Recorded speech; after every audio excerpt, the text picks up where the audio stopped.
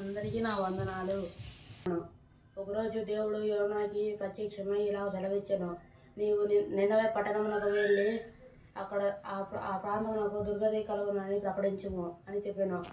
కానీ అది యోనాకి ప్రకటించడం ఇష్టం లేక యోనా తర్షీషునకు పారిపోవుటకు ఒక ఓడను చూసి ఆ ఓడలో ఉన్న వారితో కూడి తర్షీషునకు ప్రయాణమాయెను. అప్పుడు యెహోవా సముద్రమునకు గొప్ప తుఫాను ఏర్పరిచెను.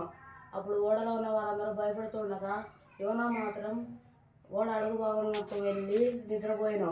అప్పుడు ఓడ యజమాని వచ్చి కాలితో తడని, నీకేమైంది? నువ్వు లేచి నీ దేవునికి ప్రార్థన చేయి, అప్పుడు ఆ దేవుడన్న కనికరించునేమో అనెను.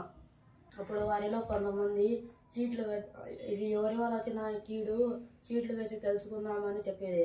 అప్పుడు చీట్లు వేయగా అది యోనా మీదకి వచ్చాను.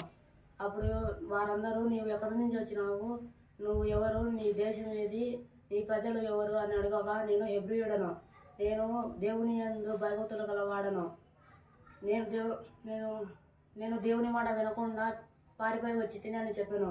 అప్పుడు వారు, ఈ తుఫాను నిమ్మలించాలి అంటే మేమేం చేయాలని యోనాను అడగగా, యోనా, ఇది నా వల్ల వచ్చినది కాబట్టి నన్ను ఎత్తి సముద్రంలో వేయుడి అని చెప్పాను. అప్పుడు వారు దేవుని మొక్కి, మమ్మల్ని క్షమించు, మేము చేసిన తప్పులు ఏమన్నా క్షమించండి యెహోవా అని చెప్పి ప్రార్థన చేసి యోనాని సముద్రంలో వేసాను. అప్పుడు దేవుని చిత్త ప్రకారము ఒక పెద్ద మత్సరము వచ్చి యోనాని మృంగెను. యోనా చేప కడుపులో 3 రోజులు ఉండెను. ఆ 3 రోజులు ఈ విధంగా దేవునికి మొరపెట్టాను. అప్పుడు దేవుడు యోనా మొర ఆలకించెను. అప్పుడు దేవుడు ఆ మత్సరమునకు ఆజ్ఞేయగా అది ఒడ్డు దగ్గరికి వచ్చి యోనాని వదిలేదను. అప్పుడు యోనా లేచి నినవే పట్టణమునకు వెళ్ళి దేవుడు చెప్పినదంతయు వారితో చెప్పెను. అప్పుడు ఆ పట్టణస్థులు ఆయన చెప్పినది నమ్మి, పెద్దలనేమి, చిన్నలనేమి, రాజులనేమి, మంత్రులనేమి అందరూ గోనె పట్ట కట్టుకొని ఉపవాసం ఉండెను. అది చూసి దేవుడు క్షమించి వారిని వదిలేసను.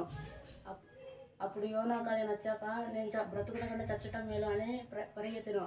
అప్పుడు యోనా పడుతున్న కష్టాన్ని చూసి దేవుడు యోనా కొరకు ఒక సొర చెట్టును ఏర్పరిచెను. ఆ సొర చెట్టుని చూసి యోనా ఎంతో సంతోషించెను. మరుసటి రోజు దేవుడు ఒక పురుగును ఏర్పరిచి ఆ పురుగును ఆ చెట్టు మీదకు వదిలేను. అప్పుడు ఆ చెట్టు వాడిపోయాను. దేవుడు ఈదురుగాలు రప్పించి ఆ చెట్టును పడవేసను. అది చూసి యోనా ఎంతో కోప్పడెను. అప్పుడు దేవుడు, యోనా, నువ్వు ఈ సొర చెట్టు గురించి కోప్పడట న్యాయమా అనెను. నేను చచ్చిన వరకు ఇది న్యాయమే అని యోనా చెప్పాను. అలాగైతే 125,000 మంది మనుషులు, కుడి ఎడమ ఎరగని మనుషులు, పశువులనేమి, వారి కొరకు నేను విచారణ పడటం న్యాయమా అని యోనాతో సెలవిచ్చాను. చూసారు కదండి, యోనా దేవుని మాట వినకుండా నినవే అనే పట్టణానికి వెళ్ళబట్టే తర్షీషునకు వెళ్ళాడు. అలాగే మనం కూడా దేవుని చిత్తం కాకోకుండా ఎన్నోసార్లు దేవుని మాట వినకుండా వేరే పనులు చేసింటాం. కాబట్టి ఇప్పటి నుంచి అయినా దేవుని మాట విని దేవుని చిత్త ప్రకారం మనం కూడా చేద్దాం. ఆమేన్.